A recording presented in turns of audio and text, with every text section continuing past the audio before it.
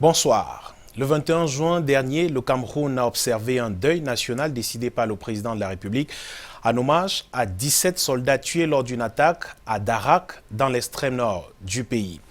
La secte terroriste effectue ainsi un retour en force dans cette région où la situation humanitaire inquiète, tout comme elle préoccupe dans les régions du nord-ouest et du sud-ouest du pays où les violences ne s'estompent pas malgré les appels au dialogue prônés de toutes parts. Ajouté à ce tableau déjà suffisamment sombre s'ajoutent les arrestations et incarcérations des manifestants politiques. Ce sujet et bien d'autres sont au menu de votre émission de ce soir. Merci de regarder Parole d'homme sur Canal 2 International.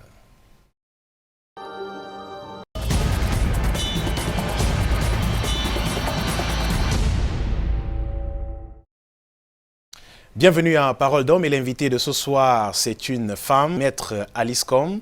Bonsoir et bienvenue. Bonsoir et merci de m'avoir invité. Alors je voudrais qu'avec vous, Alice Com, que nous fassions un tout petit peu votre portrait en quelques lignes seulement. Vous êtes née à Poutkak, c'est une localité de la région du littoral, âgée de 47 ans. 74 ans, pardon, aujourd'hui. Vous êtes la première femme inscrite au barreau de Douala en 1969, à seulement 24 ans à cette époque.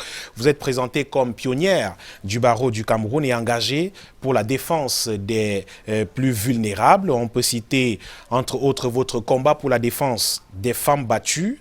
Et en 2003, on se souvient, vous créez une association de défense des homosexuels et vous obtenez d'ailleurs l'acquittement de personnes accusées d'homosexualité dans notre pays, 2 personnes notamment. Vous avez défendu également des personnalités en porte-à-faux avec la justice camerounaise, notamment dans le cadre de l'opération Épervier, nous y reviendrons.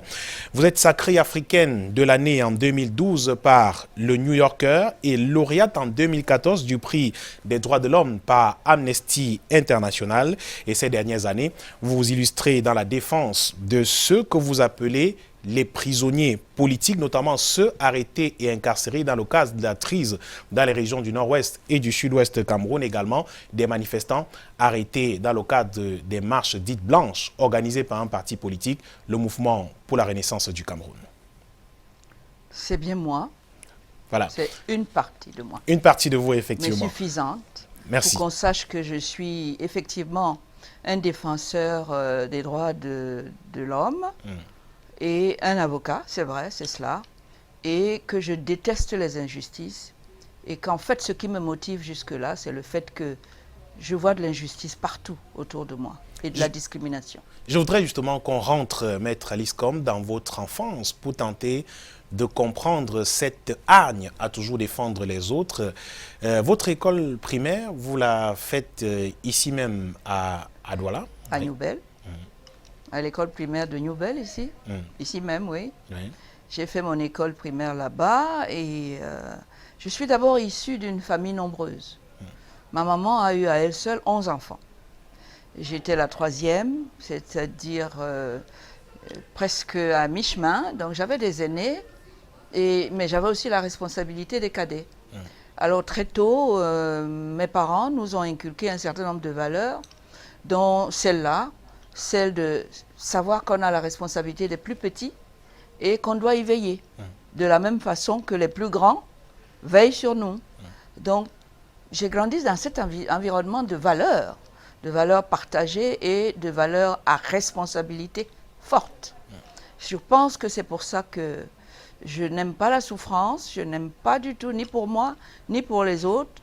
Il arrivait fréquemment que mon père prenne la chicotte. Et même à l'école, à l'époque, je sais que ma maîtresse, Madame Iwi Kalalobé, la mère de l'autre, elle aimait bien, elle avait la main très légère et elle tapait. Et je n'ai jamais pu accepter d'être en position d'être frappée. Je n'aime pas la souffrance, je n'aime pas la douleur, ni pour moi, ni pour les autres. Et pour moi, c'est une motivation suffisante pour que je continue sur cette lancée. Vous poursuivez vos études dans le secodaire au lycée de Newbel. Au collège moderne de Newbel, c'était pas encore, voilà. C'était malheureusement pas encore un lycée, ce qui nous a pas permis de... Moi, j'aurais bien voulu apprendre 3-4 langues, étant déjà jeune et à l'école, Mais malheureusement, dans ce cycle qui était prévu pour être un cycle court, qui s'arrêtait en seconde de préparatoire à des métiers féminins de l'époque, c'est-à-dire institutrice, puéricultrice, sage-femme, infirmière, voilà. Eh bien, c'était donc ça. Et puis, la chance que j'ai eue, c'est qu'à un moment donné, j'ai pu échapper à cette filière-là pour aller continuer au collège Josse. C'était pas encore un lycée. Au collège Josse, où il y avait évidemment un collège normal. Et j'ai fait ma première à Josse. Ça m'a permis de, comment dirais-je, de me mesurer à la mixité. Parce que souvent, si tous les collèges et lycées de Douala avaient leur distribution des prix solennelle à la salle des fêtes, n'est-ce pas? C'est-à-dire le collège moderne, le lycée technique, le collège technique, je crois que ça s'appelait, le collège de Josse, et à chaque fois c'est le ministre de l'Éducation nationale qui venait pour superviser et de sa présence cette distribution solennelle des prix. C'était quelque chose de très important. Eh bien, les gens avaient tendance à penser que si on était premier chez les filles, ça voulait peut-être dire qu'on peut être dernier chez les garçons. Alors, ça me plaisait beaucoup de relever ce défi, d'aller me frotter à la mixité au collège Josse et de me battre pour rester toujours parmi les meilleurs élèves. Et je pense que ça s'est passé comme ça. Et après votre baccalauréat, justement, vous choisissez de faire des études de droit, cette fois en France. Vous en voulez pour la France. Oui. Cette fois-ci en France. Et je dois reconnaître que je dois cela à celui qui a été mon mari, M. Pokosi Doumbé, et qui est le père de mes enfants, de mes 2 enfants. Et c'est lui qui m'a guidée vers cette profession qui, à l'époque, était complètement inconnue au Cameroun. Personne ne voulait aller être avocat. On avait des magistrats, c'est bien, mais presque pas d'avocats camerounais. Et donc c'est lui qui m'a guidée là-dedans, parce que pour lui, il faisait un parallèle entre le médecin physique et le médecin physique aussi, mais un médecin d'un genre particulier qu'est l'avocat, parce que c'est lui qui prend en charge vos soucis, vos problèmes, qui touchent à ce qu'on voit moins, mais votre dignité, votre patrimoine, votre liberté, ou parfois aussi votre vie, puisque la peine de mort est encore applicable au Cameroun, c'est prévu dans le code pénal. Et c'est vrai qu'un avocat, c'est aussi un médecin. C'est aussi un médecin d'un autre genre, mais un médecin important, très très très important. Et lorsque nos clients sont en prison, comme c'est le cas de ceux que je défends actuellement ou que j'ai défendu hier, eh bien, vous êtes comme si c'était un hôpital et vous vous y rendez pour voir vos malades avec toutes les formalités qu'il faut remplir avant, etc. Voilà comment je suis devenue avocat, effectivement. Et quand vous terminez, vous revenez donc au Cameroun en 1969. Vous êtes la première femme au barreau de Douala. Oui. Je suis même parmi les premiers hommes avocats. Parce qu'il y avait certainement des avocats camerounais, mais qui travaillaient à l'étranger. Ou au Nigeria, ou en France, ou je ne sais pas où. Et c'est vrai que je me suis retrouvée ici comme un peu quelqu'un qui est perdu dans ce métier où il y avait beaucoup d'expatriés et très peu de Camerounais. Ouais.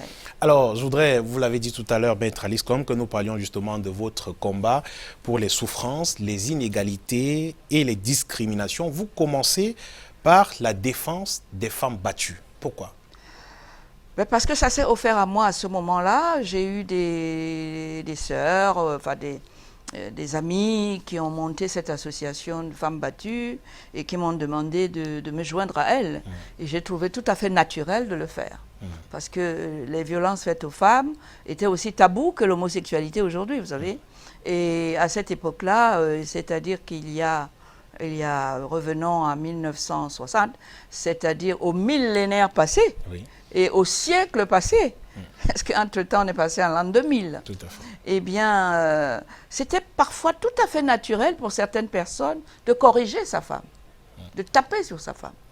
Ça paraissait quelque chose de normal, quelque chose qui rentrait dans la coutume, dans la tradition, et vous trouviez toujours, y compris dans votre propre famille, même votre mère, qui vous demandait de supporter. Et c'est vrai que je me suis retrouvé face à ça, et je me suis dit, mais c'est pas possible, et d'accepter.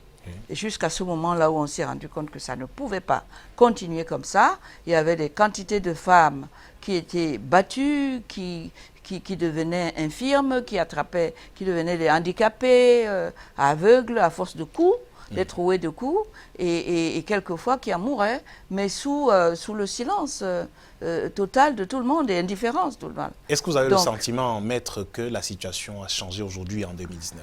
La situation évolue. Il y a toujours des maris violents. La violence domestique continue à exister.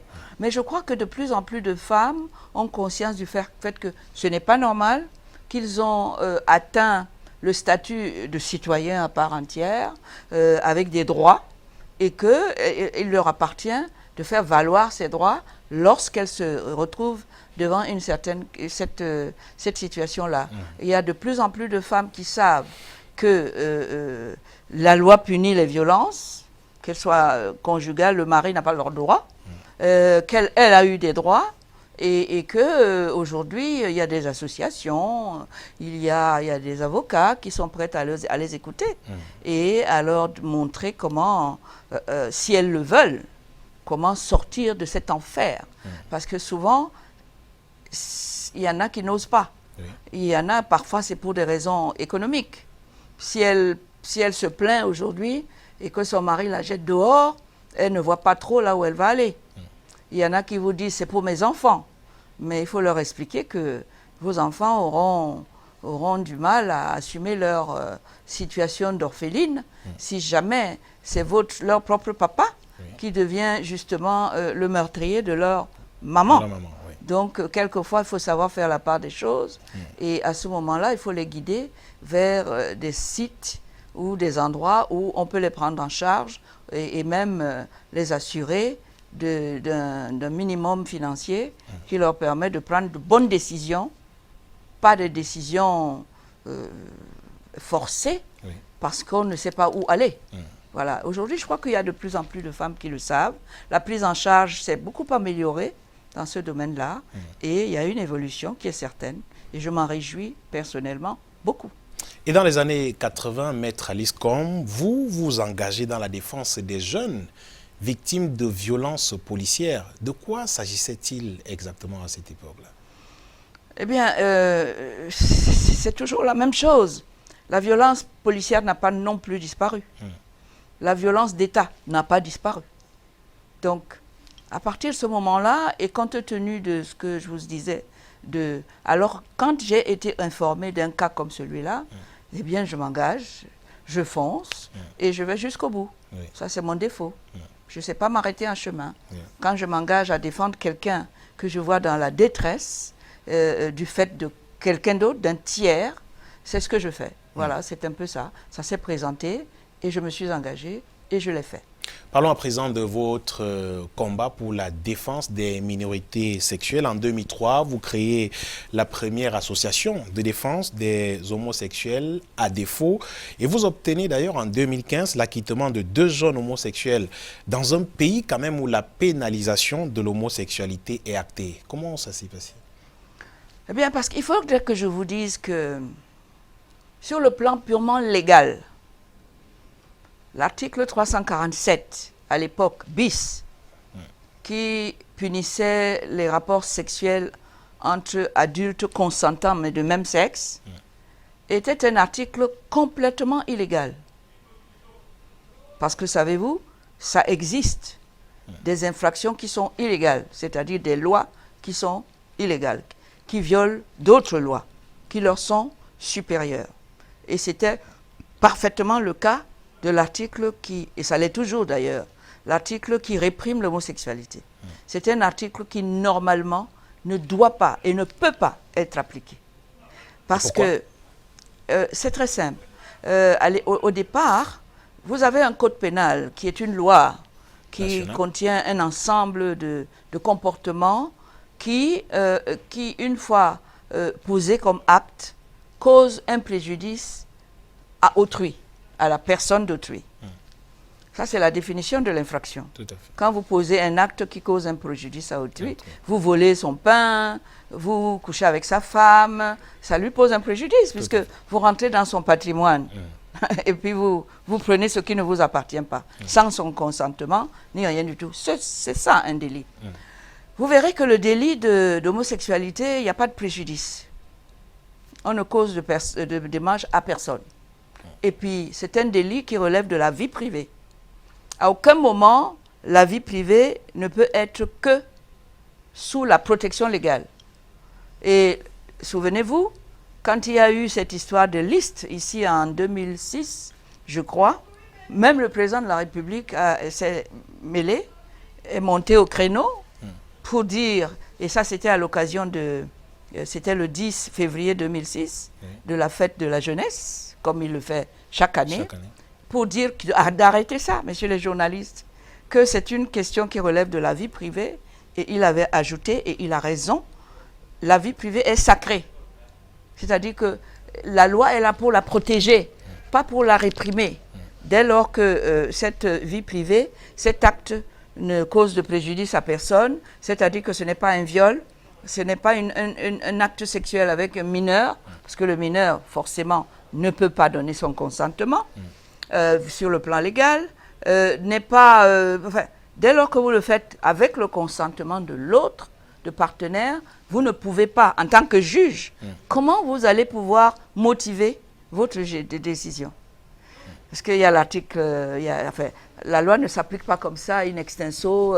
On a dit que s'il y a deux personnes qui... C'est pas vrai. Le juge doit s'assurer d'abord que cette infraction ne viole pas les principes généraux du droit, qui sont des principes qui sont contenus dans les autres lois qui sont supérieures à la loi de M. Kavaï-Yégué et de son Assemblée nationale. C'est-à-dire la Constitution, qui est aussi une loi qui s'appelle Constitution, mais qui est au-dessus de la loi de l'Assemblée nationale, et aussi la loi internationale qui est encore plus au-dessus de la Constitution et de la loi du Parlement camerounais. Voilà. Reste que c'est vous-même, les juristes, Maître Alice Combes, qui dites parfois que même si une loi est mauvaise, on l'applique en attendant qu'elle soit modifiée. Eh bien, ce que je voulais vous dire, c'est que la loi ne s'applique d'une certaine manière. Ce que les gens ne pensent pas, ne savent pas, c'est qu'ils ne vous disent pas qu'il y a un code de procédure pénale. C'est-à-dire, vous avez comme une recette de cuisine qui vous oblige à suivre toutes les étapes dans la forme et dans le fond qui vous permettent d'amener quelqu'un au tribunal. Ça commence par l'arrestation. Ensuite, par la garde à vue éventuellement. Ensuite, par la détention provisoire. C'est-à-dire tout ce qui est capable de vous priver de votre liberté à un moment ou à un autre avant que votre culpabilité n'ait été établie au terme d'un procès où toutes les garanties de la défense ont été sauvegardées, exprimées. Et qui est le gendarme de ça? C'est le chef du pouvoir judiciaire qui s'appelle la Cour suprême, notamment le premier président de la Cour suprême. Le premier président de la Cour suprême, c'est-à-dire le pouvoir judiciaire, en fait, est le pouvoir suprême. Parce que, et j'ai des arrêts, notamment un certain arrêt au maïs, dont le premier président a parlé au cours de son discours de rentrée solennelle de la Cour suprême, où il a dit « Le juge n'est pas là pour plaire, il doit protéger l'humanité, peu importe les conséquences. Il n'est pas là pour plaire. Et donc, il doit avant tout protéger les libertés fondamentales, protéger les droits fondamentaux. Et ces droits, il les applique selon les principes généraux du droit qui constituent en même temps les engagements que le Cameroun a pris vis-à-vis de la communauté internationale, qui ne parle pas d'homosexualité, mais qui va vous dire, par exemple, tout le monde doit être soumis à la même loi. Il y a le principe de l'égalité de tous devant la loi, il y a le principe du procès équitable, il y a le principe de la hiérarchie des normes, il y a le principe de la non-discrimination.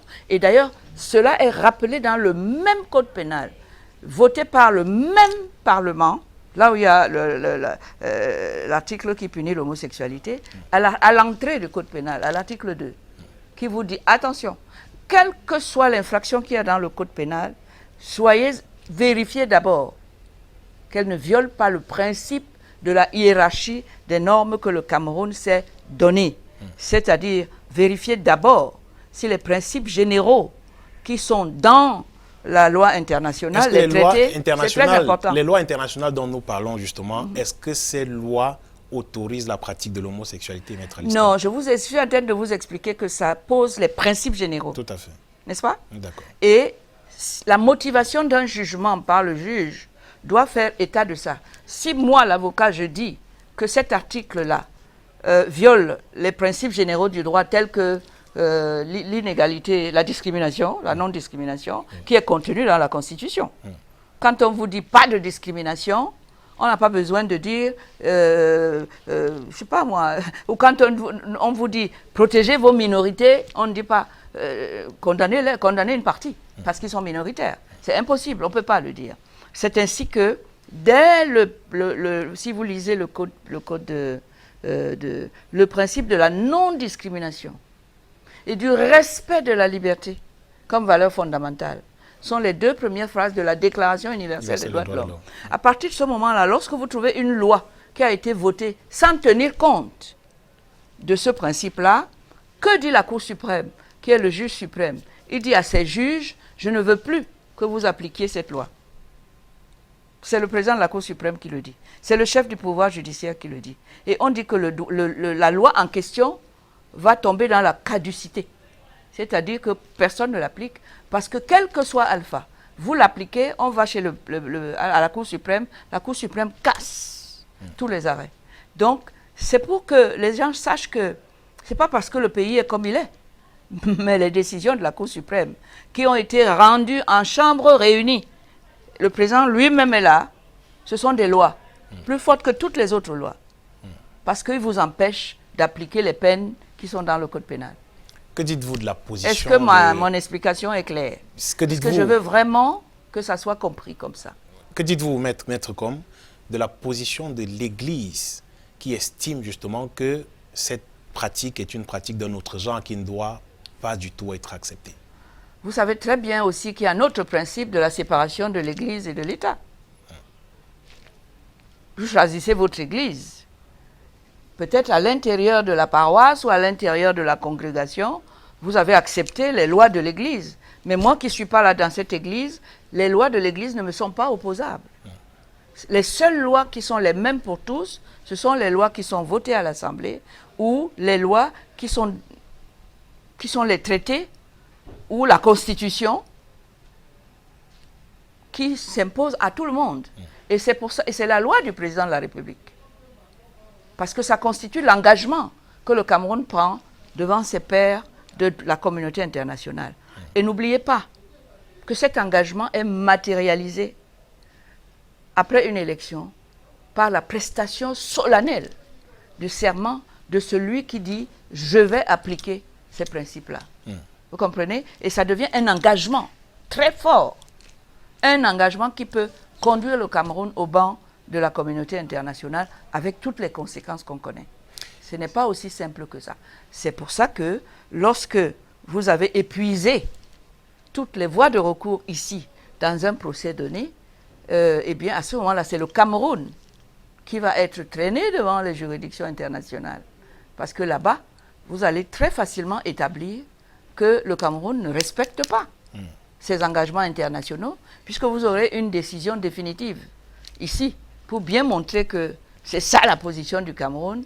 Il ne vous restera plus qu'à montrer là-bas que cette position du Cameroun n'est pas conforme avec une des dispositions de la Charte africaine des droits de l'homme ou voilà, tous autres, le pacte civil, il y a plein de signé, voilà, tout autre acte international. Et à ce moment-là, le Cameroun sera condamné. Bien sûr, on ne prendra pas notre pays pour le mettre en prison, mais tout de même, ce n'est pas un succès pour le président de la République, parce que à son niveau, on n'a pas le droit de galvauder sa parole, ni sa signature.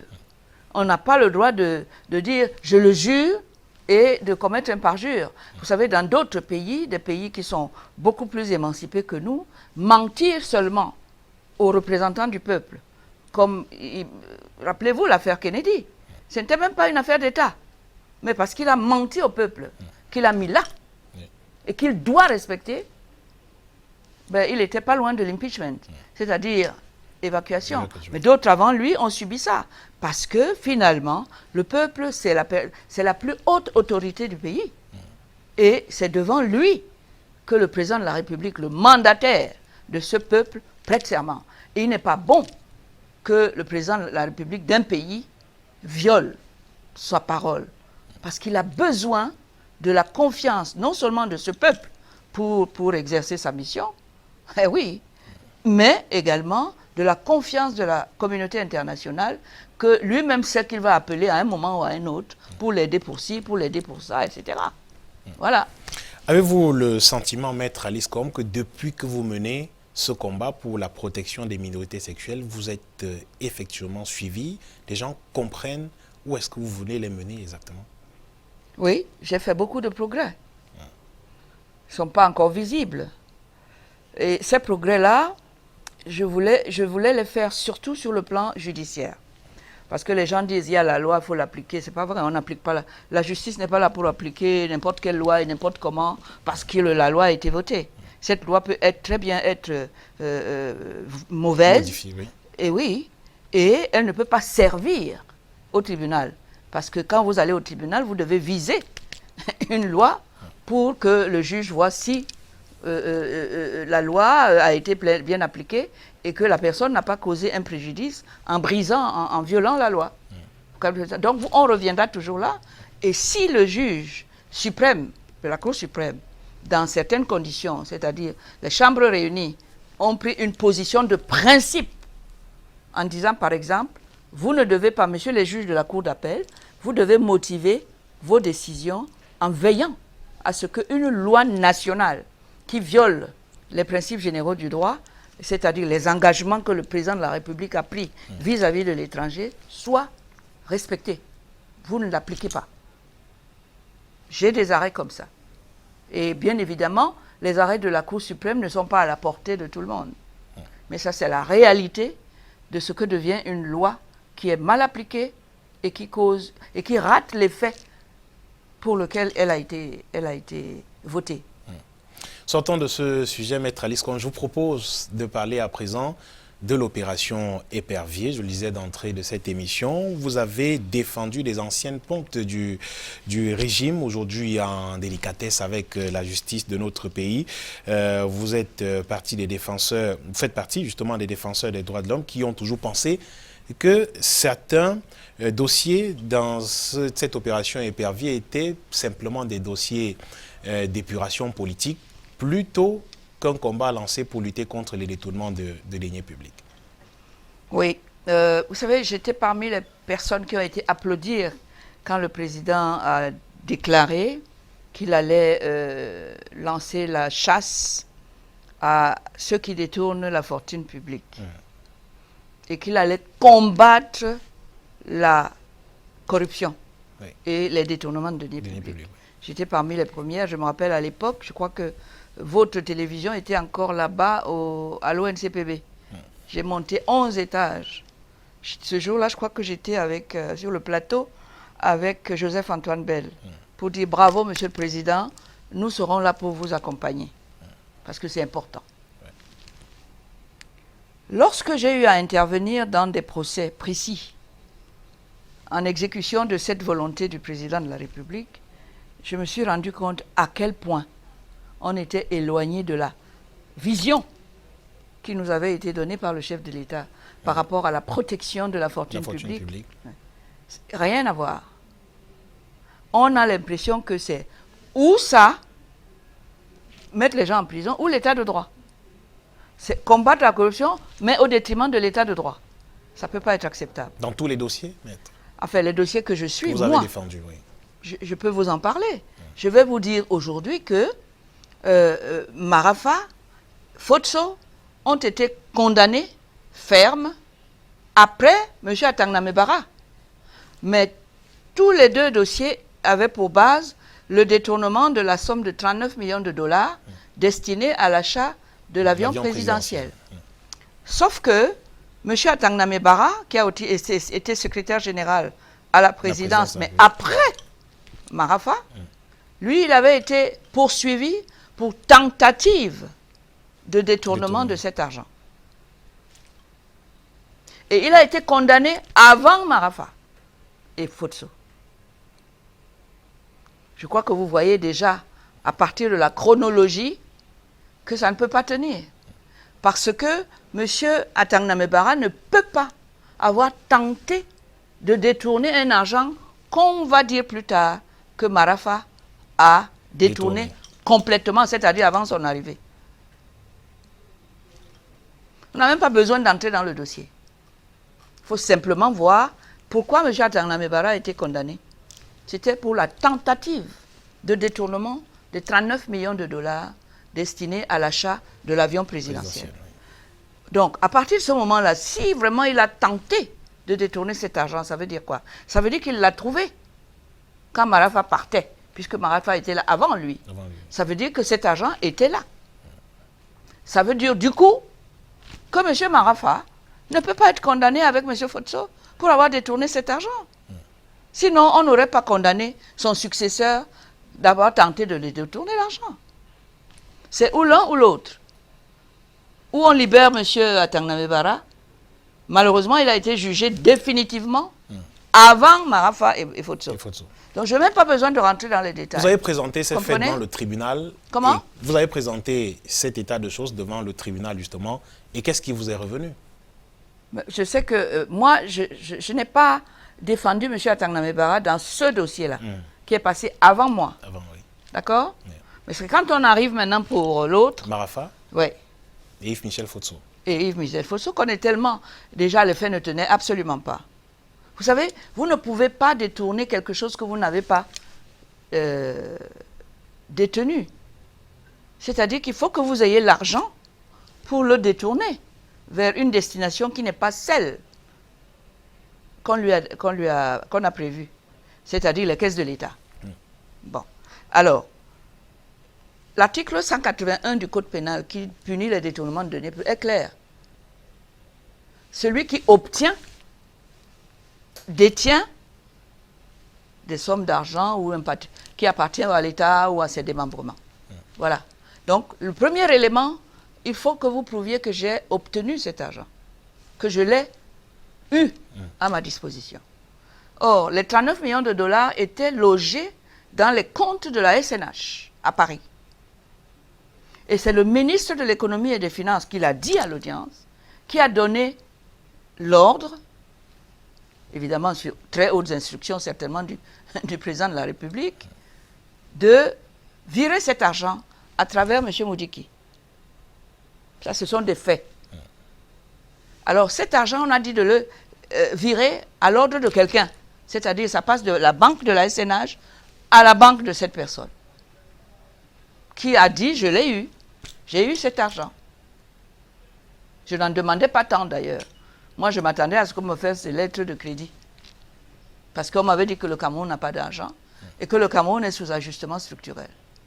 Mais comme vous me l'avez envoyé, ok, qu'est-ce que je fais? Ils disent, va commander l'avion chez Boeing. Parce qu'effectivement, quand un pays comme le nôtre, on est sous ajustement structurel, vous ne bénéficiez pas trop de la confiance des fournisseurs. Oui. Voilà. Donc c'est ce monsieur qui, là-bas aux États-Unis, était l'intermédiaire entre ceux qui ont viré l'argent et Boeing qui devait fabriquer l'avion. Dites-moi comment Marafa, Fotso ont pu détourner cet argent. Les gens ont dit que M. Fotso faisait partie de cette société avec ce monsieur, ce qui est archi faux. Ça a été démontré, il n'a jamais fait partie de là-bas. Encore moins signé, avoir la signature pour signer les chèques. Dites-moi comment Marafa peut avoir détourné cet argent. Puisque, entre-temps, il n'était même plus à la présidence, il était déjà minate.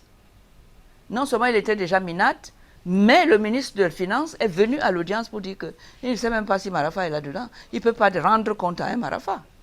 Donc Marafa, dès que cette opération a été faite, que le DG de Camerco, de Camer, a accepté de leur présenter la personne qui lui a permis d'avoir des avions, Marafa n'a plus jamais entendu parler de ça. Et le ministre de l'économie et des finances a dit que, fort de son poids de ministre, il n'avait pas besoin de passer plus par le secrétariat général. Il était directement en contact avec le chef de l'État. Il a considéré que, étant donné que c'était une dette de souveraineté, eh bien voilà, il a pris les choses en main. Donc on ne peut pas matériellement démontrer que ni Marafa ont détourné un argent qu'ils n'ont jamais obtenu et qui a été obtenu par quelqu'un qui dit que oui, ma société a eu. Et que au moment où cette société est mise en faillite, on a retrouvé cette créance dans ses comptes, mais en matière de faillite, on ne vous rend jamais tout. On appure l'actif, et puis on paye d'abord les créanciers privilégiés, etc. Et vous venez, les créanciers simples, vous venez avec ce qui reste. Qui a donc intérêt à maintenir Marafa ou Yves Michel Fotso en prison, Maître Alice Combes, puisque dans l'opinion, il se dit également que, conformément justement à la loi qui crée le tribunal criminel spécial, vous remboursez le corps du délit et vous êtes libéré. Ce fut le cas pour Aman Adama, ancien ministre de l'Éducation de base, et il se dit justement dans l'opinion que Yves Michel Fotso également a remboursé une partie, ou alors a remboursé totalement, mais il reste en prison. Qui a intérêt à ce que les deux que vous venez de citer restent en prison? Comment voulez-vous que je vous dise qui a intérêt? Comment je peux le savoir? Moi, je suis qu'un simple avocat qui défend un dossier précis. Ce qu'il y a derrière là-bas, je ne peux pas le savoir. Mais une chose est certaine, c'est qu'il y a des gens qui n'ont pas intérêt à ce que Michel Fotso soit dehors.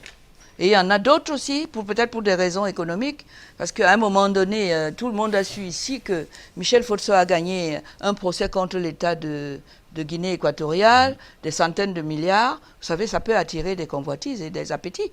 Ça fait saliver les gens. C'est-à-dire, on le met d'abord au frais, on essaye de voir qu'est-ce qu'on peut tirer là-dedans, et puis s'il ne donne pas, eh ben, il reste en prison. J'ai entendu des gens raisonner comme ça. Ça, c'est un. De l'autre côté, Michel savait beaucoup de choses, et puis il y avait des gens qui avaient des visées sur sa banque, pour lui arracher sa banque, et ça n'a pas loupé. Ils n'ont pas intérêt à ce que Michel sorte. Aucun. Entre autres. Et même dans la famille de Michel, vous savez qu'il y a un ménage complètement polygamique chez lui. Et quand on voit un papa qui commence à avoir de l'âge, les appétits, les mamans, les enfants, chacun veut se positionner. Michel avait une position privilégiée dans le microcosme des affaires de M. Fotso et plus les siennes. Il a été en train de moderniser tout. Et puis voilà, ça ne pouvait pas permettre aux gens, même dans sa propre famille, de le voir là où il était. La preuve, on a entendu quelques-unes de ses sœurs faire des sorties absolument abracadabrantesques. Et puis aujourd'hui, la preuve, c'est qu'aujourd'hui, je ne sais pas si le groupe Fotso se porte mieux aujourd'hui que quand Michel gérait tout ça, de main de maître. Quant à M. Marafa, c'est un homme politique, membre du bureau politique du RDPC, venant du Nord, entre les bruits des uns qui disent que il va falloir alterner, une fois c'est le Sud qui a le pouvoir, une autre fois c'est le Nord, et comme cette fois-ci, si on suit ce genre de raisonnement, c'est le Nord, Marafa avait une place trop importante auprès du président de la République. Il dérange. Voilà, et puis je ne dis pas que c'est ça, mais comment je peux savoir? Vous spéculez, en fait. Voilà, c'est ça. Restons en prison, Maître Alice Combes, pour parler de ces personnes détenues, arrêtées dans le cadre des marches dites blanches organisées par le Mouvement pour la Renaissance du Cameroun. Maurice Kamto et ses alliés sont en prison depuis janvier 2019 pour avoir pris part à des marches interdites par l'autorité administrative. Les marches interdites, parlons-en. Qui a interdit les marches? Les sous-préfets, par exemple, ont interdit que... Le sous-préfet. Oui. Comme je le disais, monsieur le sous-préfet apparaît dans la loi de 1990 sur les libertés. C'est une loi nationale. Le droit de marcher dont se prévaut M. Kamte et les autres, est tiré de la loi internationale, c'est-à-dire des traités. Quand vous avez ce droit-là, le sous-préfet ne peut pas s'arroger le droit d'avoir plus de droits que la personne, c'est-à-dire le président de la République, qui s'est engagé à ce que ces droits fondamentaux soient respectés, sous sa garantie. Mais, subitement, qu'est-ce qu'on constate? On constate que monsieur le sous-préfet a plus de pouvoir que le président de la République. C'est le président de la République qui a le mandat. C'est lui qui a juré de faire respecter la Constitution. Il ne peut pas, d'un côté, protéger les droits fondamentaux, les libertés fondamentales, et puis se voir ravir ce pouvoir-là sur le terrain par des gens qu'il a mis là justement pour encadrer les gens, pour qu'ils jouissent de cette liberté et de ce droit fondamental. Ça n'a pas de sens. Ça, c'est encore une violation grave des engagements que le Cameroun, à travers le serment du président de la République, a pris vis-à-vis de tout le monde. Son peuple d'abord, et ensuite la communauté internationale. Ce n'est pas bon. On ne peut pas imaginer. Vous savez, le maître d'ouvrage, c'est-à-dire le propriétaire d'un chantier, c'est le peuple camerounais. Hein. Et il délègue, le maître d'ouvrage délégué, c'est le président de la République. Mais il est délégué par le peuple. Et il jure devant eux qu'il va les protéger. Solennellement. Comme il a fait ratifier par les représentants du peuple les textes, les traités, les pactes, etc. Tous, oui, qui protègent ces libertés. Sous le contrôle de la communauté internationale. Sous le contrôle, c'est-à-dire l'ONU, la Charte africaine, tout ça là. On ne peut pas faire autrement. Le Cameroun était membre fondateur de l'Union africaine. À l'époque, l'OUA. On ne peut pas accepter ça. Que ce soit un pays où personne ne respecte rien parce que on ne respecte pas les lois, on ne respecte pas, on est au-dessus des lois. Ce n'est pas possible ça. On est au-dessus des principes généraux qui sont connus dans tout le monde entier et qui sont respectés par ailleurs. Ce n'est pas possible. Je vous assure que M. Macron ne peut pas interdire les marches. Il ne peut pas dire, monsieur le préfet a interdit les marches. Il sait qu'il ne sera pas président de la République le lendemain. Parce que le peuple va lui monter dessus pour l'écraser. Mais il sait même que, même dans la gestion de cette mission qu'il a pour le peuple français, il sait que là-bas, les élections étant libres, il ne sera pas réélu. Ça, c'est clair et net. Mais ici, on fait les choses à l'envers. Le peuple qui a le pouvoir ne peut pas marcher dans le public, ne peut pas se réunir.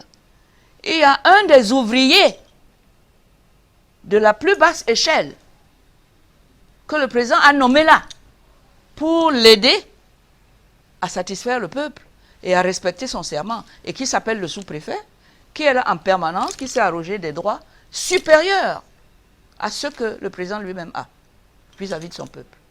C'est-à-dire que vous avez des droits fondamentaux, comme le droit pour Kamto de marcher et les autres. Ce droit est protégé. Et le président doit s'assurer qu'il est respecté, parce qu'il y va de son engagement et de sa crédibilité. Non, monsieur le sous-préfet, là, écrit tous les jours, je ne vous permets pas. Il est qui? Rien. Est-ce qu'au nom du respect des lois internationales, Maître Alice Com, oui, on doit laisser faire n'importe quoi? Mais on ne laisse pas faire n'importe quoi, oui, puisque lui, c'est eux qui font n'importe quoi. Ils ne doivent pas faire en dehors de ce que le Cameroun a voulu qu'on fasse. C'est-à-dire le respect des traités, de la loi internationale, des conventions internationales qu'on a déjà ratifiées. On vous rétorquera on fait quoi finalement des lois nationales s'il faut se référer à chaque fois de ces lois internationales? Mais nous avons réglé ce problème. Nous avons réglé ce problème en instituant la hiérarchie des normes et en disant que nous avons 3 étages de loi. En haut, il y a la loi internationale. En bas, il y a la loi de M. Kawayege du Parlement. Au milieu, il y a la Constitution. Et la Constitution reprend ça en disant, me voici. Je ne suis que le numéro 2. C'est l'article 45 de la Constitution. Alors vous voulez qu'on soit un État de non-droit, où chacun fait ce qu'il veut, devient c'est monsieur le sous-préfet qui cause du désordre. Parce qu'il viole un engagement que son chef supérieur, le président de la République, a pris solennellement vis-à-vis du grand maître d'ouvrage qu'est le Cameroun, qu'est le peuple camerounais. Il ne faut pas renverser ça. C'est très sérieux, ça. Il y va de notre crédibilité. Et quand on dit crédibilité, il faut faire attention. Parce que ce que vous voyez là, vous voyez, quand on n'est pas crédible, il vous arrive tous les problèmes. Et ces problèmes-là, c'est vous et moi en bas, hein. Pas le président ne va pas les subir facilement. Si on dit aujourd'hui qu'on ne nous donne plus d'argent, si on dit aujourd'hui qu'il n'y a plus d'emploi, personne ne fait confiance au Cameroun, on est blackboulé. Qui va souffrir? Vous croyez que c'est le président de la République? C'est vous et moi. Parce que nous serons en chômage tous, et l'insécurité va nous gagner, et ceci et cela. Vous savez très bien que le terrorisme et tout ça nécessite une guerre qui est menée peut-être par les soldats, mais avec l'accompagnement quotidien des populations. Sinon, vous ne gagnez pas ces guerres-là. Donc, c'est nécessaire qu'il y ait une confiance absolue entre le président de la République, chef suprême des armées, et les populations qu'on prétend protéger. Sans cette confiance, vous allez voir, comment vous pouvez imaginer un pays où les États-Unis viennent nous aider dans la lutte contre le terrorisme. Ils envoient même leurs personnes. Ils nous aident dans le renseignement. Mais eux, ils obéissent aux lois là-bas qui disent que quand vous allez aider les pays là-bas pour le terrorisme, nous voulons savoir à tout moment que vous respectez les populations, que vous ne violez pas les droits de l'homme.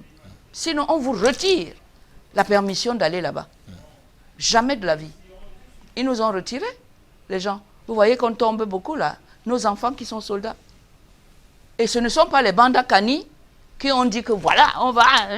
qu'ils aillent maintenant remplacer les Américains dans cette lutte contre le terrorisme.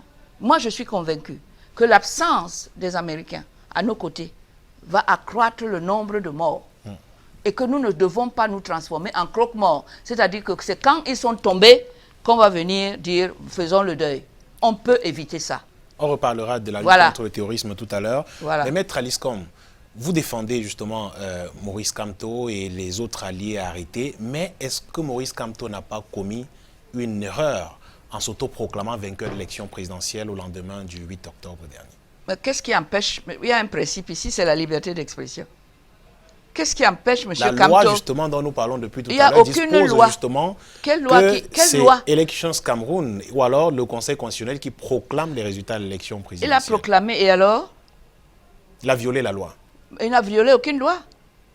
Est-ce que M. Kamto est en train de proclamer les résultats? Vous savez ce que c'est que la proclamation des résultats? Le fait que M. Kamto dise que vous m'avez volé ma victoire, c'est ça la proclamation? Moi, ce n'est pas comme ça que je vois ça. Il faut déjà qu'on s'entende là-dessus. M. Kamto ne s'est jamais substitué. Il a prétendu qu'il était vainqueur de l'élection présidentielle. Il ne prétend pas. Seules les juridictions supérieures qu'il a saisies, ceux qui justement veillent à ce que les élections se passent bien, ont fait signer ça comme charte au chef d'État membre de l'OUA, de l'Union africaine. Le président Biya un peu en tête. Est-ce que les élections se sont bien passées? Eh bien, M. Kamto a le droit d'aller là-bas et leur dire « Pour moi, ça ne s'est pas bien passé ». Et ils vont dire « Viens ». Il aurait pu attendre la proclamation des résultats par le Conseil constitutionnel et saisir l'Union africaine, par exemple. Mais c'est ce qu'il vient de faire. Vous croyez qu'il a saisi l'Union africaine avant les résultats? Après cette il n'a pas saisi avant. Non. Quand quelqu'un doit saisir une juridiction, il ne cherche pas à faire plaisir à son adversaire ni à ses populations. Il cherche la procédure. Elle est là. M. Kamto est-il dans le respect des procédures qui lui permettent d'aller maintenant à l'Union africaine? Je dis oui. Il n'a violé aucun texte. Les textes qui sont applicables entre lui aujourd'hui et l'Union africaine qu'il a saisie sont respectés. La preuve, ils ont déclaré que sa plainte est recevable. Laissons-les terminer. Ce n'est pas la rue qui va dire que M. Kamto a violé la loi. Ce n'est pas les gens du RDPC qui vont le dire non plus. C'est la juridiction qu'il a saisie, qui est là, qu'on a accepté. On a signé, on a validé. C'est elle qui va dire si le recours de M. Kamto est hors délai, n'est pas recevable, c'est trop tôt, c'est trop tard, dans la forme, dans le fond. Est-ce qu'il n'aurait pas fallu justement, Alice Com, que Maurice Kamto attendre que la juridiction dont vous parlez tout à l'heure, l'Union africaine notamment, rende peut-être son verdict pour commencer à organiser par exemple les marches blanches et crier au hold-up électoral. Mais il n'y a aucun texte qui l'oblige à faire comme vous dites et quand vous dites. Il n'y en a aucun. Ce qui n'est pas interdit est permis. Et que dites-vous justement, que dites-vous de la loi est-ce qu'on est d'accord là-dessus? Que dites-vous de la loi Maître Alice Kom qui dit la loi que c'est le Conseil constitutionnel qui proclame les résultats de l'élection présidentielle? Mais est-ce que la loi internationale non plus ne donne pas le droit à un candidat à l'élection présidentielle de dire au lendemain de l'élection qu'il lui interdit, parce que si ce n'est pas interdit, c'est qu'il lui dit oui. Je vous défie de me montrer que c'est interdit. Par une seule disposition. La loi nationale interdit. Mais la loi nationale interdit ce que la loi supérieure, c'est-à-dire la loi interne, me permet. Et la Cour suprême est claire. C'est la loi internationale. C'est celle-là que moi je respecte. Et on n'a pas confiance aux lois nationales dans ce contexte-là. Et tout le monde sait pourquoi. Moi, j'étais aux élections en 1996. Comme j'étais sous la bannière du SDF, j'ai tous mes procès-verbaux, je vous les montrerai, passés au cabinet. Où on avait la majorité absolue. Je n'ai jamais mis mes pieds à l'Assemblée. Et le RDPC n'avait pas formé un recours pour qu'on puisse dire que les chiffres qu'il y a sur les procès-verbaux étaient changés. Vous expliquez ça comment? Alors on doit se taire parce que la loi d'ici... Vous pensez que l'Assemblée nationale de M. Kavae-Yégué peut dire autre chose? De toute façon, le problème aujourd'hui, et je pense que le président de la République n'a pas pris conscience du déficit de confiance qui existe entre lui et son peuple. Il a puisé là-dedans, il a tout épuisé. On n'a plus confiance en nos institutions. Et chacun qui va te dire ça va t'apporter les raisons et les preuves des raisons pour lesquelles. D'ailleurs, ce n'est même pas la peine d'aller dans la politique. Vous avez bien vu la CAN, non? L'organisation de la CAN. Il n'y avait pas meilleure garantie que les paroles du président de la République. Dans un environnement de consensus national, de joie nationale, qui devait nous rapprocher. Vous avez bien vu. Comment est-ce qu'on peut nous reprocher aujourd'hui de dire qu'on n'a plus confiance à la parole du président? Le président n'aurait jamais dû dire ça. Ou alors, s'il l'a dit, comme il dit aujourd'hui, il devait prendre toutes les dispositions pour que ça soit. Parce qu'il est le chef suprême. Parce que tout un peuple lui a fait confiance. Vous ne pensez pas que, ne serait-ce que ça, ce n'est pas la politique. N'est-ce pas? Ce n'est pas la politique. C'est le football. C'est la fierté nationale. C'est notre président nous a dit, je vais organiser. Je ne dis pas qu'il va jouer et gagner. Vous pouvez ne pas mettre les buts. Tout à fait. Mais au moins, l'organisation de la CAN. Vous savez comment on a souffert. Et ce n'est pas fini. Et le président n'a pas réalisé à quel point il nous a fait mal. Ou il a fait mal au contrat de confiance qu'il a signé avec nous, solennellement. On doit pouvoir prendre les paroles du président de la République pour argent comptant. Aujourd'hui, les gens qui vont dire que c'est faux, vous allez leur dire quoi s'ils vous citent l'exemple de l'organisation de la CAN? Vous voyez tous ceux qui ont cru, tous ceux qui sont allés prendre des crédits pour se préparer à cette éventualité. Vous savez dans quelle situation ils sont? Qui s'en occupe? Et qu'est-ce qu'on a fait? Qu'est-ce que le président a dit? Il a dit que c'est un glissement de date, ça viendra plus tard. Vous savez, il ne faut pas prendre les autres pour des... On n'est pas fait de pierre. Hein? On a un cœur, on a une sensibilité, on a un moi qui est fait de chair et de sang et de... Vous voyez, on a besoin d'être rassuré par notre président.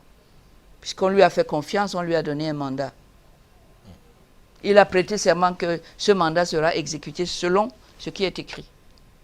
Ce que lui-même a signé pour notre compte. Quand vous le voyez comme ça, je m'excuse, si vous ne vous posez pas de questions, si vous ne modifiez rien dans votre relation, c'est que vous êtes des hommes exceptionnels. Mais moi, personnellement, je ne peux pas continuer à lui faire confiance aveuglément. Je le juge sur pièce. Et je crois qu'aujourd'hui, on en est là. Que le président de la République, que nous avons tout misé sur lui. Que ce soit le 6 novembre 1982, on l'a prouvé. Et aujourd'hui, qu'est-ce qu'on est devenu? Et vous voulez qu'on continue à dire que la relation entre lui et son peuple est au beau fixe? Voyez par exemple le jour de deuil national, C'est formidable le deuil national, parce que nous autres, nous considérons... On va reparler du deuil national voilà. Tout à l'heure. Oui. Et vous parliez de relations de confiance entre le président de la République et son peuple. Et pour rétablir cette relation de confiance, Maître Alice Combes, que pensez-vous justement qu'il va faire dans le contexte actuel? Je pose la question en restant justement dans le cadre des arrestations de ces manifestants du MRC. Et beaucoup demandent leur libération, appellent à corps et à cri, d'ailleurs, la communauté internationale dont nous parlions tout à l'heure à travers des institutions telles que des organes de l'ONU, l'Union africaine elle-même a demandé la libération de ces prisonniers-là et d'un dialogue pour tenter de trouver des solutions. Pour vous, qu'est-ce qui coince jusqu'ici? Qu'est-ce qui fait problème? C'est le président de la République. Est-ce qu'on peut organiser un dialogue sans lui? Je dis non, on ne peut pas. Tout le monde a parlé de dialogue. Sauf lui. Mais sans lui, on va dialoguer avec qui? Et apparemment, vous savez, quand vous vivez avec quelqu'un pendant si longtemps, ça fait 37 ans que nous avons le même président, on devrait, et je crois que c'est notre faute si les choses ne changent pas, on devrait déjà savoir comment son modus operandi, comment il fonctionne. Et si on regarde loin derrière nous, nous verrons que le président n'a pas la culture du dialogue avec son peuple. Parle pas à son peuple. On ne nous dit rien quand il voyage. Alors qu'on nous dit qu'il va travailler là-bas. Il ne nous dit rien. Il n'y a pas que ça. Il y a les communiqués du cabinet civil de la présidence qui annoncent parfois, oui, mais soit le président est en on visite dit pour un court privée, séjour en Europe.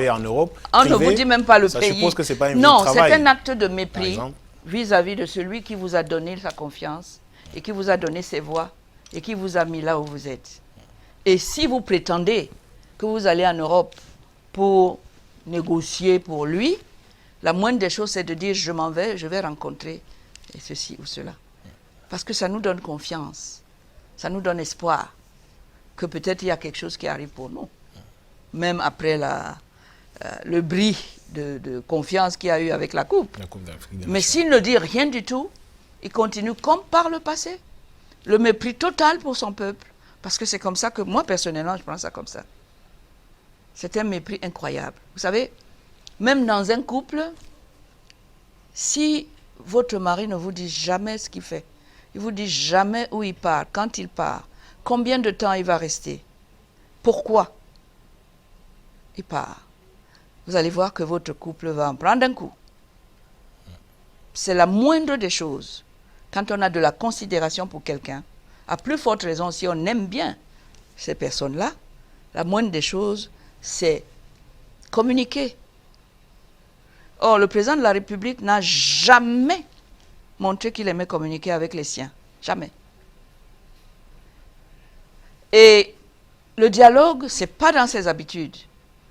Aussi loin que je puisse remonter de notre collaboration, notre cohabitation depuis 1982, je ne vois pas où il a pu organiser des réunions ou même inviter des personnes autres que peut-être ceux qui viennent de l'étranger ou ceux dont il est sûr qui sont dans le RDPC et qui peuvent lui apporter directement une aide ou un plus pour qu'il soit là. Je n'ai pas vu. Un dialogue est annoncé quand même dans le cadre de la crise anglophone, annoncé par le Premier ministre qui parlait justement au nom du président de la République. Mais vous avez bien vu qu'il y a aussi un autre ministre qui... On en reparlera. Eh ben voilà, vous voyez très bien que cette volonté de dialoguer avec son peuple, comme d'habitude, est totalement absente de ses préoccupations. Il faut être aveugle pour ne pas le voir.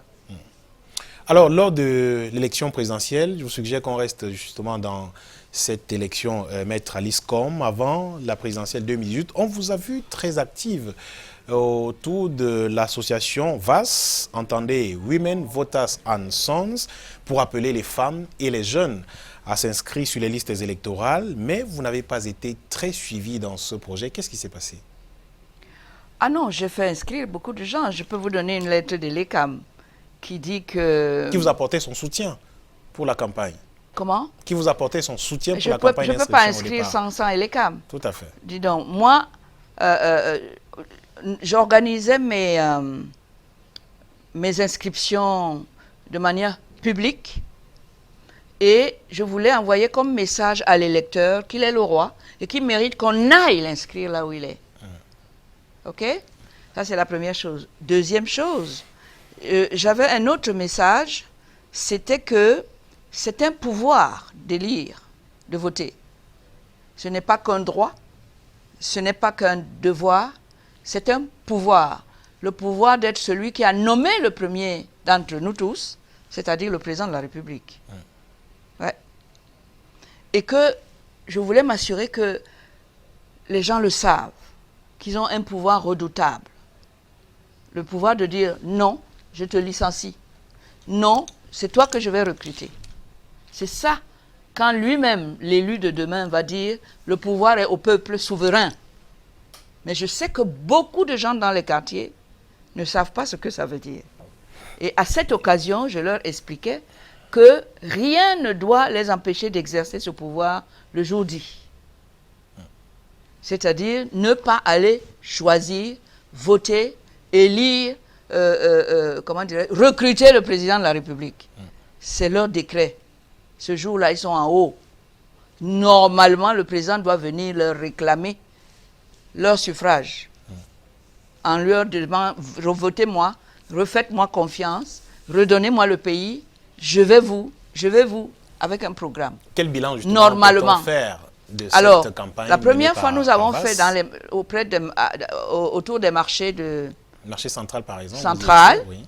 Ben, nous avons inscrit en quelques heures, d'après les dires de l'ECAM, plus qu'ils n'ont jamais inscrit en un jour, quand ils vont tout seuls. Et dire aux gens, on est à tel endroit pour les inscriptions. Nous avons une lettre de l'ECAM qui dit, ah, ce procédé-là marche. C'est ça. Donc, nous pensons que notre formule des inscriptions comme une fête, en allant chez l'électeur, qui passe, qui allait au marché et qui trouve qu'on inscrit, ça lui évite d'aller prendre un taxi, d'aller je ne sais pas où. Vous comprenez? C'était ça le concept. Et je pense que c'est un concept gagnant. Malheureusement, la deuxième sortie, parce qu'à chaque fois, il faut obtenir les autorisations du sous-préfet. On n'est pas sûr que ça va se tenir. Et compte tenu du fait que c'est un grand déploiement pour nous, on ne peut pas fixer une date avant d'être sûr que ce jour-là, on va faire. La campagne s'est limitée à une seule sortie, finalement. Non, il y a eu 2 sorties. 2, oui. Mais c'était trop tard pour... Vous savez, il y a le timing. Justement. Or, les fonctionnaires n'ont pas de timing. Ils ne voient pas ce que ça nous implique des soutiens financiers. Comme l'ambassade des États-Unis nous a soutenus.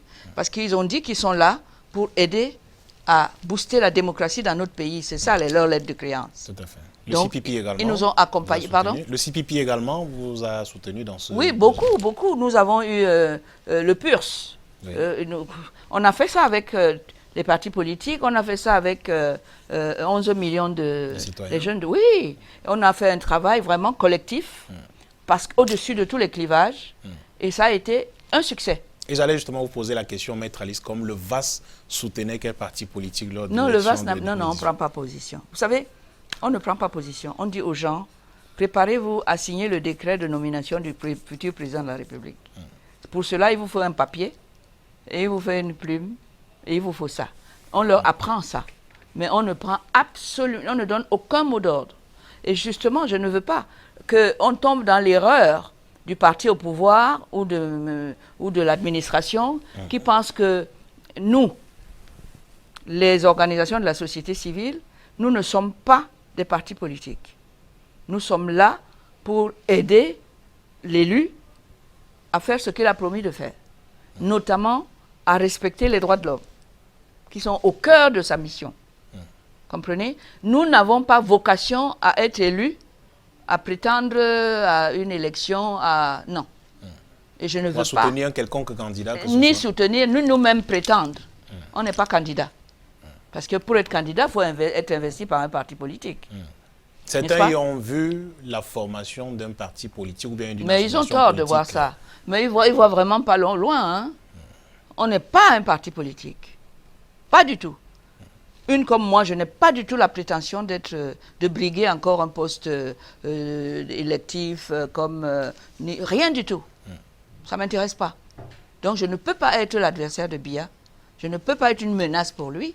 Sauf que, évidemment, j'essaie de lui expliquer que ça, là, il ne faut pas faire ça comme ça parce que c'est contraire aux engagements qu'on a pris. C'est contraire à votre devoir de protection des populations. C'est contraire à votre obligation de sécurisation des populations ou de protection des minorités, etc. Parce que c'est ça le sens de son serment. Et ce serment, il le prête parce que nous, on a organisé qu'on l'élise avec une majorité confortable, pour lui donner une légitimité. Parce que si seulement 3 personnes vont le voter, même s'il a plus de voix que les 2 autres, il ne sera pas fier. Lui-même a intérêt à ce que beaucoup de gens aillent exprimer leur suffrage. Donc, quelque part, on n'est pas ses ennemis, au contraire. Dans ce combat-là, c'est comme ça que j'ai d'abord dû aller tranquilliser le gouverneur, le préfet, les sous-préfets à chaque fois. Parce que je sais que moi, personnellement, je suis considéré comme un opposant. Non, n'est pas opposant. Celui dit à Monsieur le Président, voilà, vos populations sont là, ce sont elles qui vous ont voté, parce que nous les avons aidés, incités à vous voter, à vous donner cette légitimité. Et maintenant que vous êtes là, que vous allez dire que c'est bon, vous allez vous occuper d'eux. Nous sommes là pour vous rappeler que c'est maintenant votre tour. Vous aussi, renvoyez l'ascenseur. C'est tout. On a parlé tout à l'heure, et vous l'avez évoqué, Maître Alice Com, ce retour de violence dans les régions septentrionales du Cameroun, à l'extrême nord précisément. Et je me souviens, vous avez pris part à un débat en 2015 en France autour du thème avancé de Boko Haram. Jusqu'où les droits de l'homme seront-ils oubliés? C'était au plus fort des assauts de cette secte terroriste dans l'extrême nord du pays. 4 ans après, les choses n'ont pas véritablement bougé sur le terrain. On a encore enregistré des morts il y a quelques jours. 17 soldats de notre armée tués dans une attaque de la secte Boko Haram. Et le président de la République a décidé d'un deuil national pour rendre hommage à ces soldats. Comment est-ce que vous avez vécu ces moments de deuil? Ces moments de deuil, d'abord ça tombait un vendredi. Tous les vendredis, je suis en deuil pour tous nos morts. Que ce soit les morts de la crise anglophone, que ce soit les morts de... Moi, je suis en deuil tous les vendredis, ce qu'on appelle là-bas le Friday in Black. Tous les vendredis. Le Stand-up for Cameroun? Hein? Le concept de Stand-up for Cameroun? Stand-up, oui. J'ai adhéré à cette formule. Je ne veux pas qu'on nous accuse d'être indifférents parce que ça ne se passe pas à Douala. Je ne perds pas de vue que les victimes sont mes compatriotes et qu'ils n'ont pas à mourir pour ça. Et que s'ils sont morts, je partage leur douleur. Qu'ils soient soldats ou civils.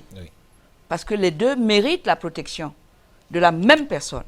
Le président est le chef suprême des armées, mais il est aussi le grand protecteur constitutionnel des populations. Oui. Donc, quand un seul civil meurt, que ce soit sous les balles des soldats, perdus des soldats, ou que ce soit sous les balles de Boko Haram, pour moi, je suis en deuil. Et j'avoue que je suis un peu choquée que le président de la République oublie sa casquette, la plus importante de ses casquettes. Parce que c'est ça qui lui donne le titre de protecteur des armées. C'est parce qu'il a la casquette de président de la République élu par toutes les populations. Et qu'il a prêté serment, non pas de protéger les militaires, mais on lui a donné en même temps le titre de chef suprême des armées. Voilà. Sans l'autre, sans les populations, il ne serait pas le chef suprême des armées. Donc aujourd'hui, ça me choque un peu de voir que quand c'est les militaires, ils montrent un minimum de compassion. Et pas un mot pour les autres victimes camerounaises, ses compatriotes qu'il doit protéger. Pas un mot. Y aurait-il même là aussi des morts à double vitesse? Ce sont des compatriotes. Les civils. On a souvent lu des communiqués du président de la République qui portent des condoléances non, je ne porte aux pas familles de éprouvées et bien d'autres. Non, C'est des mots de compassion. Non, je m'excuse. Cette compassion-là, ce n'est pas une vraie, ça ne part pas du cœur du président. Vous avez voulu, par exemple, qu'il décrète un deuil national pour des populations civiles également. Mais il avait qu'à faire un deuil national pour tous ceux qui sont tombés. Oui. Vous savez, moi, les militaires, ce sont mes enfants. J'ai des enfants là-bas. J'ai un neveu qui est tombé là dernièrement parmi les... Oui, je peux vous apporter les noms. J'en ai à qui nous appelle parfois et dit c'est mauvais.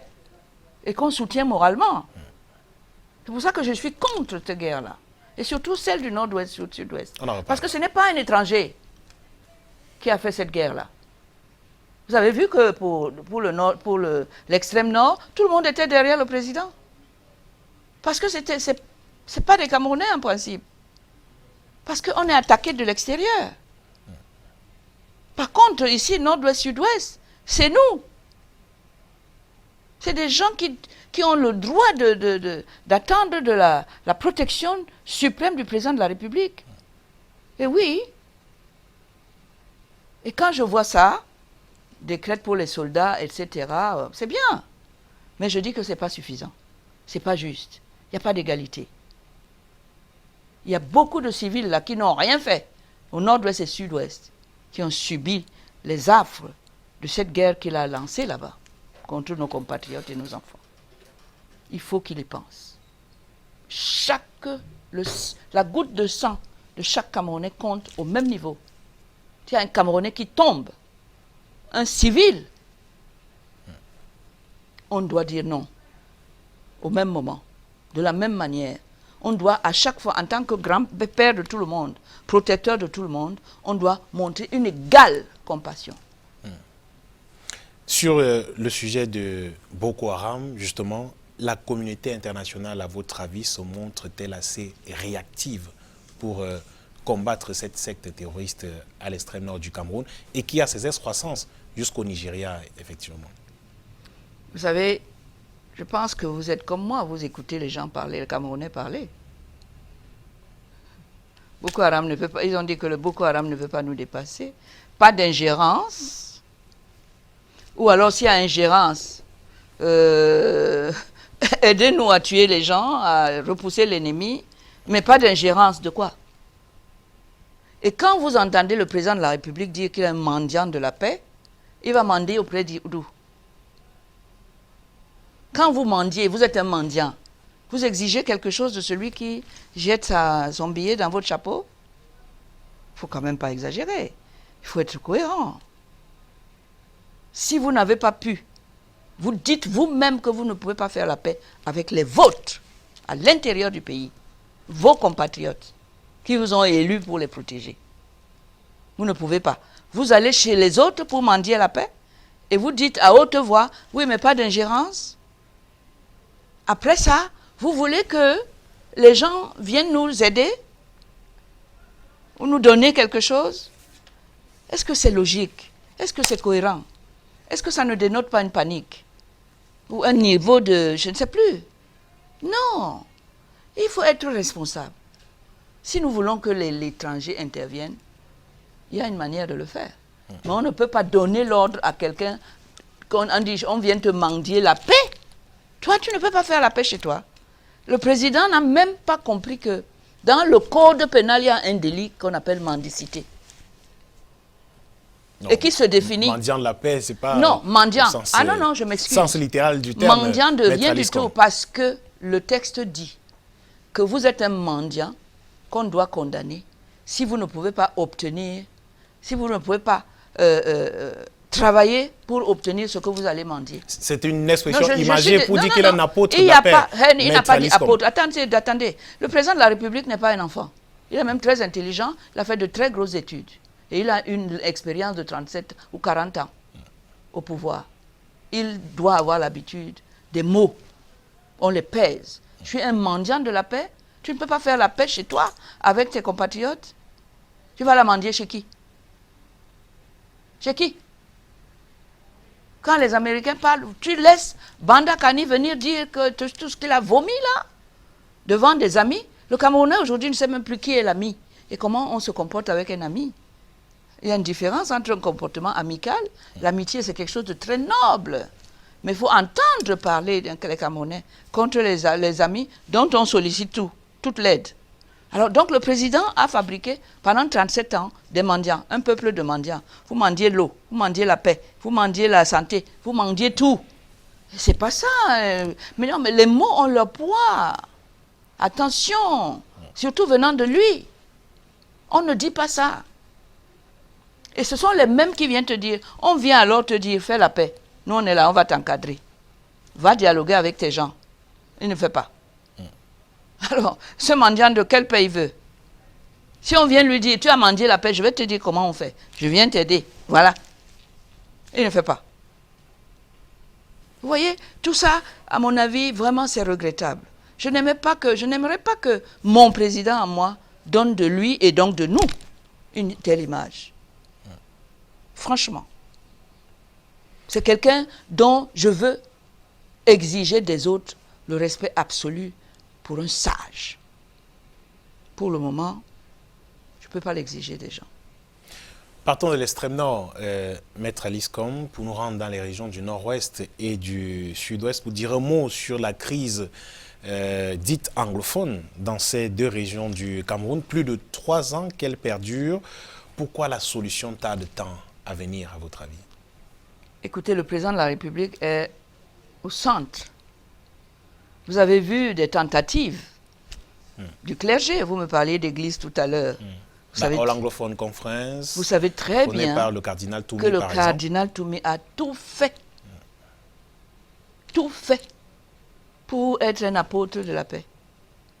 Et vous voyez très bien que tout a été fait pour bloquer ces initiatives. Si vous devez interpréter ça, vous ne pouvez pas dire que le président Biya est pour le dialogue. Il est d'abord pour avoir la maîtrise et du calendrier et de toutes les initiatives relatives à cette situation. Il ne va lâcher aucune, même pas un grain de l'initiative à qui que ce soit. C'est évident.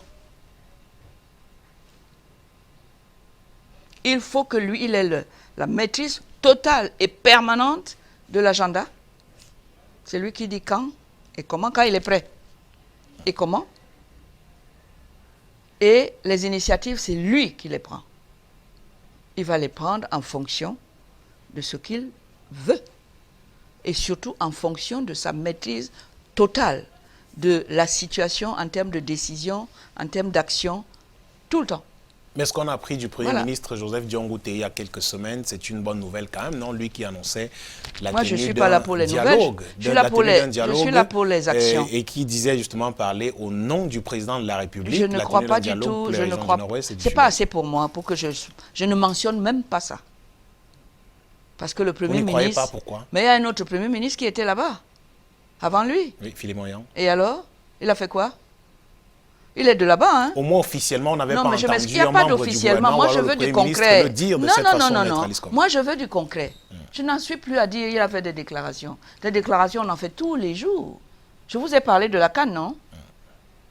Et c'est plus qu'un Premier ministre qui a parlé. La CAN, l'organisation de la CAN. C'est le président de la République. Ça a donné quoi? Rien. Donc, le Premier ministre, effectivement, a été un bon messager. Il a transmis le message. D'accord? Mais vous savez très bien que un autre ministre, qui est proche aussi du président de la République, est venu dire le contraire. Et moi, ma conviction est que chacun a dit ce que le chef du message a dit. J'en suis convaincu.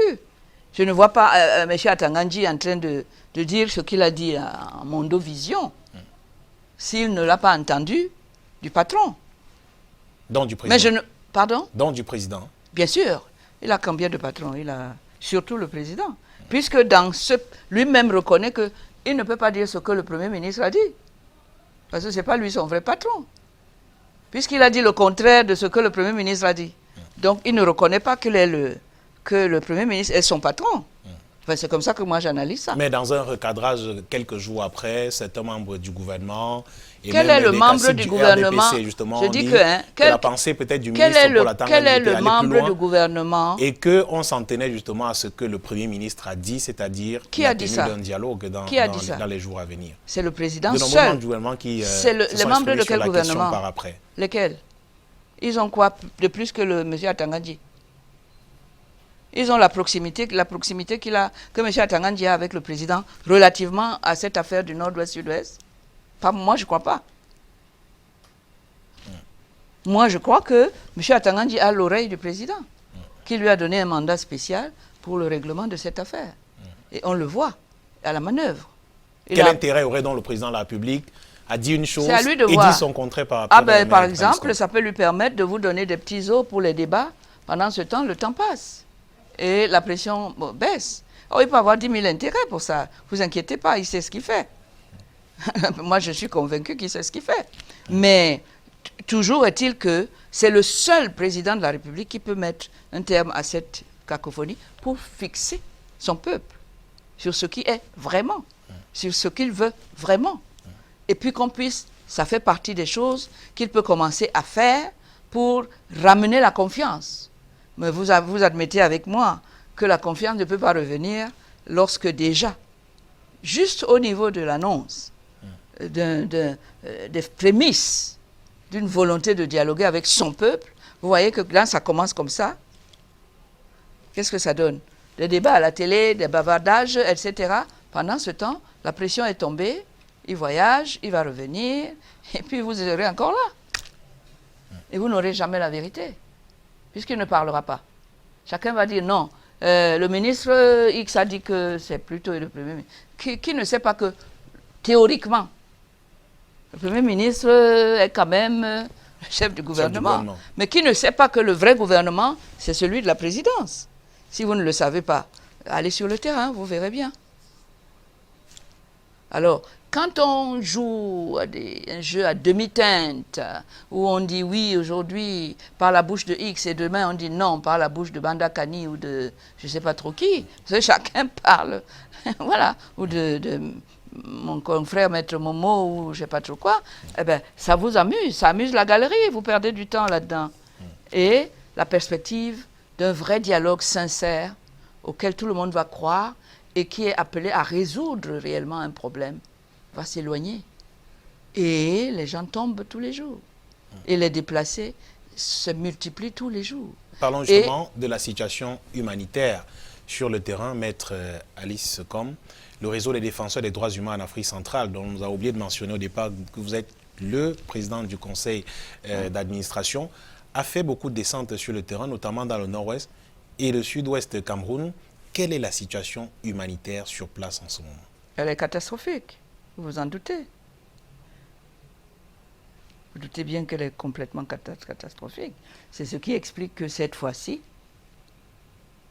à ce stade-là, on a quand même envoyé des camions humanitaires. Plus de 40 camions de vivres et autres. Mais c'est des problèmes ponctuels qui vont être résolus, je l'espère. Parce que ce n'est pas encore distribué à la satisfaction des gens. Nous sommes là-bas, on regarde. Mais c'est pénible, vous savez. C'est vraiment pénible d'avoir à être un spectateur, de ne rien pouvoir faire face à cette souffrance et cette douleur des gens et devant l'indifférence des pouvoirs publics. Bon, l'assistance humanitaire, c'est bien, mais ça doit durer combien de temps? Ça résout quel problème? Et puisque les gens sont de plus en plus en train de fuir pour venir à Douala. Vous savez que la prostitution, les journaux, les médias ont parlé de ce qui se passe. Les droits de l'homme, vous savez très bien ce que c'est. Des jeunes filles qui sont violées, qui se vendent pour 200 francs, et avec les maladies, avec tout ça. C'est ça aussi la catastrophe humanitaire. Est-ce que ce convoi humanitaire s'est arrêté à Douala et à Bonabéry pour se pencher sur ces victimes-là? Elles aussi sont des victimes. Est-ce qu'on a fait un état des lieux? Est-ce qu'un jour le gouvernement nous a associés? Parce que ces choses-là, moi je ne vois pas comment on ne peut pas appeler la société civile au ministère de l'AT pour qu'on se dise voilà, il y a ça, ça, ça. Quel est votre point de vue? Vous êtes sur le terrain en permanence. Vous parlez à ces gens-là. Apportez votre input pour améliorer les résultats de nos actions. Pourquoi ils ne le feraient pas? Mais vous arrivez de faire des rapports de descente sur le terrain que vous rendez souvent publics ou bien que vous transmettez au ministère de l'administration territoriale, Maître Alice Kom? On les rend publics, on n'a pas à aller leur donner quoi que ce soit, on les rend publics, on les met à la disposition de tout le monde. Et on attend qu'un jour, le MINAT nous appelle et nous associe à ce genre d'action pour donner à ces actions une réelle signification et un réel impact sur les cibles. Le jour où ils vont commencer à agir comme ça, au lieu de nous considérer comme les ennemis de la République et de nous envoyer des chiens pour nous lapider dans les médias, ben, je commencerai à comprendre qu'il y a vraiment une volonté de trouver de vraies solutions. Et pour le moment, je sais, il n'y a aucune sincérité, aucune volonté de régler vraiment le problème. Non. Il y a une volonté de dire le président ne doit pas être embêté, il faut pas l'ennuyer, voilà, on ne veut pas entendre les cris de ces gens-là. Et en plus du dialogue justement que propose le REDAC et des organisations non gouvernementales nationales et même internationales, des partis politiques et autres, qu'est-ce que vous préconisez, vous, qui peut être fait de façon immédiate pour calmer du moins la situation sur le terrain déjà très tendue en ce moment? Il faut poser cette question au président de la République. Je suis sûr qu'il a la clé. Vous avez peut-être des propositions à faire au président de la République? On en a fait. On en a fait beaucoup. On a fait des conférences de presse. On a tenu des propos, on a fait des propositions. Moi, j'attends les propositions du gouvernement concrètes. Ce ne serait pas trop d'en faire encore des propositions? Mais non, mais ça ne sert à rien. Vous savez, à un moment donné, vous vous dites, il n'est pire sourd que celui qui ne veut pas entendre. Alors, il faut trouver d'autres solutions. Et on a appelé le peuple, les gens ont considéré que c'est... On a dit, c'est vous, le peuple, qui devez lui parler. Oui. Parce qu'après tout, ce n'est pas une affaire du REDAC seul. Ce n'est pas une affaire de Maître Kom seul. Si le peuple pense qu'il faut continuer à se faire tuer, continue le silence. Qu'est-ce que le peuple peut faire? Le peuple doit dire son nom. Il y a d'autres peuples qui font la même chose. Hein? Oui. Pour une fois, il faut qu'ils sachent que quand le président dit qu'ils sont souverains, eh bien, qu'ils exercent cette souveraineté. C'est tout. Et qu'ils disent, assez, nous voulons cette réunion. Nous voulons ce dialogue. Nous allons... Il n'y a que le peuple qui peut forcer la main au président pour qu'il aille au dialogue. Vous voyez bien que la communauté internationale n'a pas pu. Ils ont tous défilé à Yaoundé. Hein. Dès qu'ils sont partis, allez, c'est reparti comme en 14. Allez. Bon. Nous, la société civile, on n'est pas les patriotes parce qu'on dit... et pourtant, la situation est telle que personne ne nous associe. On nous considère comme des ennemis, en fait, des vendeurs de la patrie. Voilà. Mais ça ne nous a jamais rien rapporté. Mais bon. Donc aujourd'hui, le peuple n'a qu'à prendre les choses en main, qu'elle se prononce, qu'elle agisse comme tous les autres peuples pour montrer que c'est en son nom que ce monsieur fait ce qu'il fait et qu'on lui dise tu dois faire. Sinon nous le faisons nous-mêmes. Parce que le président de la République n'est qu'un mandataire. Il n'a qu'une partie du pouvoir du peuple et pour un temps limité. Le peuple, lui, il est souverain tout le temps. Et à tout moment, il peut récupérer son pouvoir et dire, voilà ce que nous voulons. Est-ce que les combattants séparatistes sur le terrain n'enveniment pas davantage la situation, Maître Alice Kom? Parce que, vous l'avez dit tout à l'heure, le gouvernement ne fait pas grand-chose, mais on a quand même vu une main tendue de l'État à l'endroit de ces séparatistes-là, notamment à travers une commission de désarmement et autres, de déposer les armes, au moins pour qu'on commence à discuter. Mais les violences se poursuivent sur le terrain. Et d'ailleurs, l'ONG Human Rights Watch, dans une sortie hier lundi, a rendu public un rapport qui accable ces séparatistes-là qui sèment la violence dans ces régions du nord-ouest et du sud-ouest. Je les condamne à 1000%. J'ai toujours dit que je condamne toutes les violences, d'où qu'elles viennent. Mais moi, je ne les connais pas. Les séparatistes n'ont rien pris comme engagement vis-à-vis de moi, parti du peuple. Qu'est-ce que je peux en faire? Par contre, le président de la République a signé un contrat avec nous. Oui. Donc je connais les règles et lui aussi. Donc je m'adresse d'abord à lui. À lui de nous dire, venez pour voir comment on peut arriver à bout de ces séparatistes. Vous croyez que je suis contente de voir qu'ils découpent les têtes? Mais d'un autre côté, si vous ne libérez même pas ceux qui sont en prison, et pour rien. Pour rien. Parce qu'en général, sur le terrain, ce sont les armes qui règlent leurs problèmes. C'est-à-dire quand vous trouvez des séparatistes ou je ne sais pas quoi là-bas, on les tue. L'armée a carte blanche pour les tuer sur place. Très peu de ceux qu'on n'a jamais attrapé un vrai terroriste pour l'amener au tribunal. Hein. Jamais. Ce n'est plus l'affaire du tribunal. Ils règlent ça là-bas. Alors comment on va savoir que tel était terroriste ou pas si on n'organise pas leur procès? On les met devant. Nous tous, on vient lui dire que c'est pas bon. Moi, je ne juge pas les morts. Ils sont nombreux, hein, qui sont dans les geôles des prisons. Qui ne sont pas des terroristes. À Bamenda et autres, justement. Qui ne sont justement pas. Pour certains qui ont été arrêtés Ils ne sont pas arrêtés, commis non. des exactions dans les régions du Nord. Je suis désolée parce qu'en général, ils les tuent. Ils ne les laissent pas vivants. C'est comme ça qu'on arrête un journaliste parce qu'il passait par là. Ils sont nombreux là-bas. Et qu'on les pilonne physiquement. Nous avons beaucoup de dossiers, vous savez. C'est pas beau à voir. L'État est structuré. L'État est organisé. L'État, on lui a donné les moyens. On a donné tous les moyens au président de la République pour que l'État fonctionne, pour qu'on punisse ceux qui font mal, qui violent la loi, etc. On a les juridictions, on a les magistrats qu'on paye. On ne voit pas des vrais procès. Quand je vois déjà que la crise post-électorale, où il n'y a eu aucune violence et aucune faute, aucune violation de la loi, que les Camto, les Ekoka, et Maître Ndoki, mon pauvre Valsero, et tous ça sont en prison, que je ne vois pas ce qu'ils ont fait. Comment voulez-vous que je croie que les autres ont fait? Je vois comment sont les dossiers. Et savez-vous une chose, je suis avocat depuis plus de 50 ans. Je suis à ma 51e année. J'ai donc travaillé sous celui qu'on appelait le grand dictateur Ahidjo. Le dictateur. Le tortionnaire. J'ai eu la chance d'être parmi les avocats qui ont défendu Maître Ndogmon, Monseigneur Ndogmon. Un procès hautement politique. Où la seule façon de... Il suffisait de dire subversion. Ce qu'on mettait dedans, il n'y avait pas moyen. J'ai été voir Monseigneur Ndogmon plusieurs fois à Kondengue où il était. Enfin, à la prison à Yaoundé. C'était dans les années 70. Personne ne m'a jamais empêché d'aller voir mon client. Personne. Le 28 mai dernier, je suis allé à Yaoundé pour aller rencontrer M. Camto et tous les autres qui sont avec lui. Puisque vous le dites vous-même, je suis son avocat. On m'a empêché d'entrer. On m'a dit d'aller chercher un permis de communiquer. On m'a dit d'aller chercher ma propre lettre de constitution.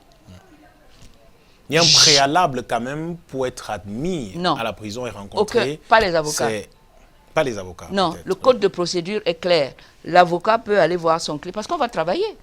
Je ne veux pas là-bas. Sauf que le gouvernement dément, Maître Alice, comme le gouvernement dans une sortie il y a quelque temps fait savoir que toutes les personnes arrêtées et incarcérées rencontraient leurs avocats. Je dis non, c'était le 28 mai.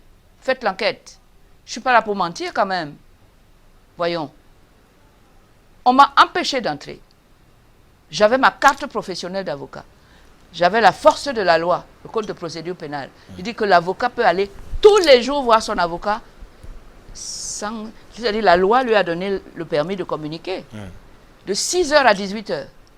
On n'a besoin de personne. Et je l'ai fait sous Ahidjo, qu'on dit tortionnaire.